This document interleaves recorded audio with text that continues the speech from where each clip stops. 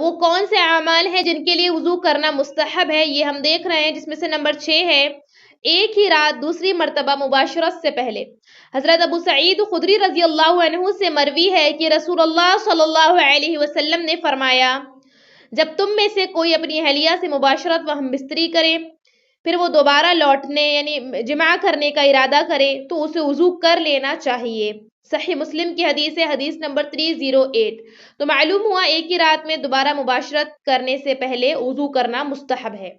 اسی طرح نمبر 7 ہے میت کو اٹھانے کی وجہ سے۔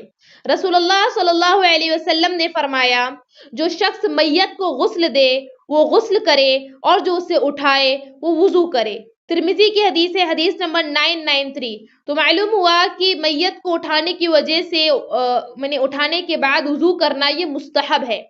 نمبر 8 اور آخری ہے قے آنے سے۔ حضرت ابو دردہ رضی اللہ عنہ سے مروی ہے کہ رسول اللہ صلی اللہ علیہ وسلم نے قے کی اور وضو کیا۔ یہ صحیح ترمذی کی حدیث ہے، حدیث نمبر 76۔ تو اگر کسی کو الٹی آئی ہے، قے آئی ہے، وومٹنگ ہوئی ہے، تو اس کو چاہیے کہ اس کے بعد وہ وضو کر لے، یہ مستحب ہے، یہ سنت ہے۔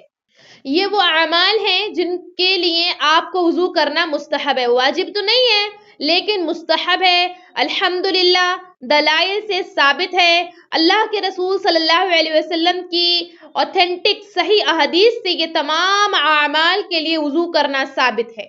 تو بچے، خواتین اور لڑکیاں ہمارے پاس آن لائن قرآن تجوید سے پڑھنا سیکھ سکتے ہیں، لیڈیز ٹیچر پڑھائیں گے انشاءاللہ۔ بچوں کو دعائیں، نماز، سیرت، طہارت اور آداب بھی سکھائے جائیں گے۔